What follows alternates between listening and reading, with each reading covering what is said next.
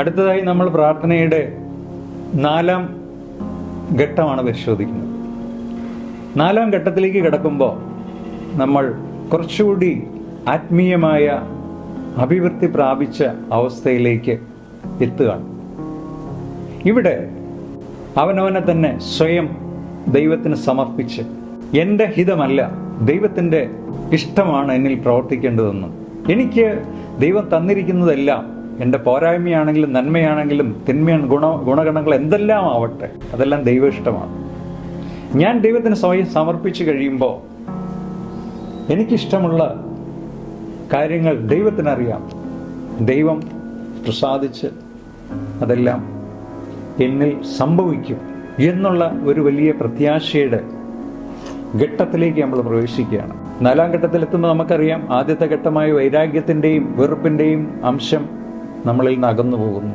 അത് കഴിഞ്ഞു വരുന്ന ഘട്ടമായ നിരാശയുടെയും നിസ്സഹായതയുടെയും ഭാവം നമ്മളിൽ നിന്ന് മാറിപ്പോകുന്നു. നമുക്ക് എന്തെല്ലാം ഉണ്ടെങ്കിലും ഒന്നിലും തൃപ്തി വരാതെ പിന്നെയും പിന്നെയും ദൈവത്തോട് ആവലാതി പറഞ്ഞുകൊണ്ടിരിക്കുന്ന അവസ്ഥയിൽ നിന്ന് ഒരു പടി കൂടി മുന്നോട്ട് കടന്നിട്ട്, ഇവിടെ എനിക്ക് തന്നിരിക്കുന്നതെല്ലാം ദൈവം അറിഞ്ഞ് ദൈവകൃപ മതി, ഞാൻ ദൈവത്തിൽ സ്വയം സമർപ്പിച്ചു കഴിയുമ്പോൾ എനിക്ക് ആവശ്യമുള്ള കാര്യങ്ങൾ ദൈവം നിവർത്തിക്കുമെന്നുള്ള സമർപ്പണത്തിൻ്റെ, നമ്മൾ ഒരു കന്യാമറിയാമിൻ്റെ അവസ്ഥ ഇവിടെ നമുക്ക് കാണാൻ സാധിക്കും. നിന്റെ ഇഷ്ടം എന്നിൽ നിറവേറട്ടെ എന്നുള്ള ഒരു അവസ്ഥയിലേക്ക് നമ്മൾ കിടക്കുകയാണ്. ആത്മീയമായി ഒരു വലിയ പുതുപ്രകാശത്തിൻ്റെ തുടക്കം കുറിക്കുന്ന അവസ്ഥയാണ് നമ്മൾ. ആദ്യത്തെ 3 പടികൾ കടന്ന് അവസാനത്തെ 3 പടിക്ക് മുമ്പായി ആത്മീയതയുടെ ഒരു വലിയ വളർച്ചയുടെ ആരംഭം ശരിക്കും ഈ ഘട്ടത്തിലാണ്. It is A turning point, 4th stage turning point ആണ്. അവിടെ ഞാൻ പറഞ്ഞില്ല, നിരാശയില്ല, നമ്മൾ കംപ്ലൈൻറ്റ്സ് ഇല്ല, നമ്മളെല്ലാം സ്വയം സമർപ്പണമാണ്. സമർപ്പിച്ചു കഴിയുമ്പോൾ, സ്വയം സമർപ്പണം നടത്തുന്ന ഒരു വ്യക്തിയുടെ ആത്മീയ, മാനസിക, ശാരീരിക അവസ്ഥ, അവിടെ ആത്മാവിൽ ഒരു വലിയ ശാന്തത സ്വയം പ്രത്യക്ഷപ്പെടും. മനസ്സിൽ ഒരു സ്വസ്ഥത വരും. ശരീരത്തിൽ മൊത്തത്തിൽ ഒരു ബാലൻസ്ഡ് ആവും. കാരണം നമ്മുടെ ആദ്യത്തെ ആ 3 സ്റ്റേജിലുള്ളതല്ല. പ്രതീക്ഷയുണ്ട്, പ്രത്യാശയുണ്ട്. ഒരു പുതു വെളിച്ചം നമ്മുടെ ജീവിതത്തിലേക്ക് കടന്നു വരാൻ ഒരുങ്ങുന്നതിൻ്റെ ഒരു അവസ്ഥ അവിടെ നമ്മൾ കാണുകയാണ്.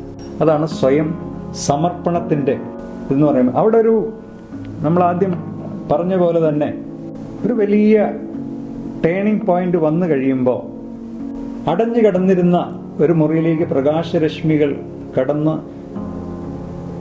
ചെറിയ പ്രതീക്ഷ തരുന്നതിൻ്റെ ഒരു ലക്ഷണങ്ങളെല്ലാം വരും. അവിടെ മുഖപ്രകാശം കണ്ടു തുടങ്ങും. എവിടെയോ വരാനിരിക്കുന്ന വലിയ നന്മയുടെ ഒരു തുടക്കം ഈ ഘട്ടത്തിലെത്തും.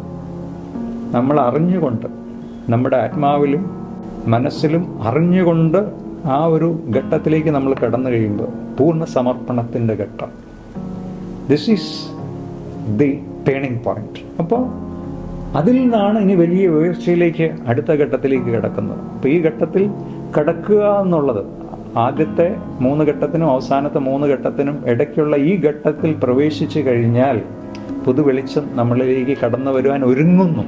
അതിൻ്റെ ആരംഭമാണ് എന്നുള്ളതാണ് ഈ ഘട്ടത്തിൻ്റെ പ്രത്യേകത.